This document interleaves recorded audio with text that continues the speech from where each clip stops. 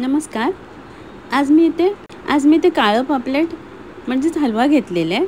तो साफ करून घेते. सर्वात अगोदर त्याचे कल्ले कापून घेतलेले आहेत आणि आता खवळं काढून घेते. शेपटीकडचा भाग कापून घेते आणि डोक्याकडचा भाग कापून त्याचे तुकडे करून घेते. अशा प्रकारे पातळ कापून घेते. हलवा कापून झालेला आहे. आता त्याच्या डोक्याकडचा भाग कापून घेते.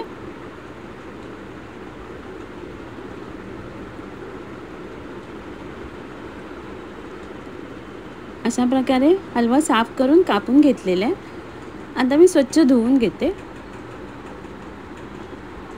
इथे तळ्यासाठी काही तुकडे काढून घेतलेले आहेत.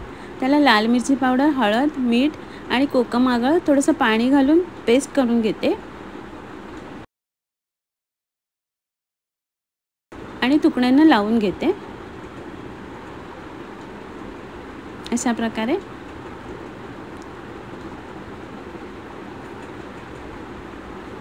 मसाला लावून मी थोड्या वेळासाठी बाजूला ठेवलेला. आता इथे रवा, तांदळाचं पीठ, लाल मिरची पावडर मिक्स केलेलं आहे. ते माशांच्या तुकड्यांना लावून घेते.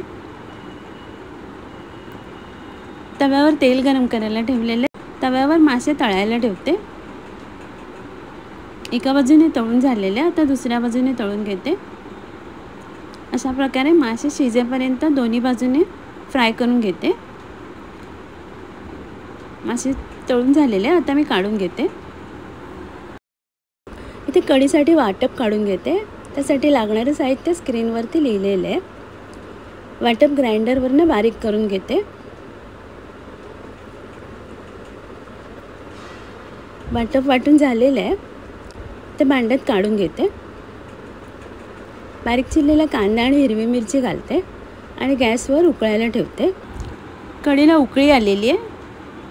त्यात 4 कोकमं घालते बारीक तोडून आणि माशाचा शेपटीकडचा आणि डोक्याकडचा भाग घालून छान मासे शिजेपर्यंत उकळी काढून घेते. चवीप्रमाणे मीठ घालते. मासे शिजलेले आहेत. हलव्याची कढी तयार आहे. इथे चवळीची शेंगा घेतलेल्या आहेत. त्याचे दोन्ही टोकं काढून स्वच्छ धुवून घेतलेले आहे. आता बारीक चिरून घेते. अशा प्रकारे भाजी बारीक चिरून घेते. कढईत काढून घेतलेली भाजी, त्यात एक बारीक चिरलेला कांदा आणि हिरवी मिरची घालते आणि पाणी घालते. तेल घालत नाही आहे म्हणून पाणी घालते आणि झाकण लावून भाजी शिजायला ठेवते. झाकण काढलेलं आहे. 10 मिनिटांनी भाजीला छान उकळी आलेली आहे. चवीप्रमाणे मीठ घालते आणि झाकण लावून पुन्हा भाजी शिजायला ठेवते. भाजीतलं पाणी आटलेलं आहे. भाजी शिजलेली आहे.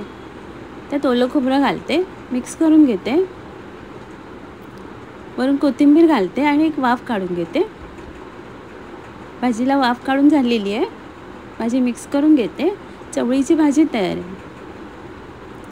इथे भांड्यामध्ये बारीक चिरलेला कांदा, हिरवी मिरची घालते आणि वरून तेल घालते आणि कांदा शिजेपर्यंत परतून घेते. एक टोमॅटो घालते बारीक चिरून घेतलेला. टोमॅटो नरम झालेले आहे. त्यात तिसऱ्या घालते साफ करून घेतलेल्या आणि तेलावर परतून घेते. 2 कोकमं घालते बारीक तोडून, मिक्स करून घेते. भाजलेला कांदा खोबऱ्याचा वाटप घालते आणि मिक्स करून घेते. 2 मिनटं परतून घेतलेले आहे. त्यात लाल मिरची पावडर, गरम मसाला, हळद घालते आणि पुन्हा एकदा मिक्स करून घेते. थोडंसं पाणी घालते, मिक्स करून घेते. चवीप्रमाणे मीठ घालते.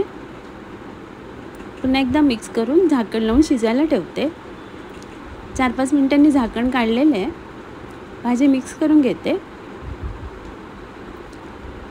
तिसऱ्यांचं तोंडात तयार आहे. इथे गालमो म्हणजेच सुका जवळा घेतलेला आहे. तो 4-5 वेळा पाण्याने स्वच्छ धुवून घेते. इथे भांड्यात बारीक चिरलेला कांदा आणि हिरवी मिरची घालते. वरून तेल घालते. कांदा नरम होईपर्यंत शिजून घेते. कांदा नरम झालेला आहे. त्यात बारीक चिरलेला टोमॅटो घालते आणि मिक्स करून घेते. वरून लाल मिरची पावडर, हळद आणि गरम मसाला घालते थोडासा आणि मिक्स करून घेते. त्यात धुवून ठेवलेला जवळा घालते.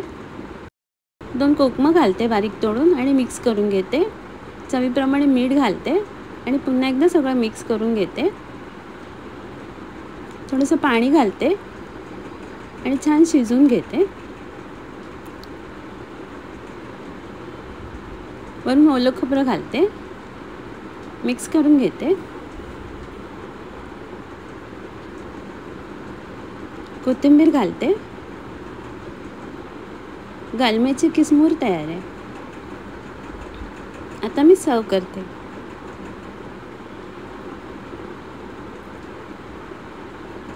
आजचा व्हिडिओ पाहिल्याबद्दल खूप खूप धन्यवाद.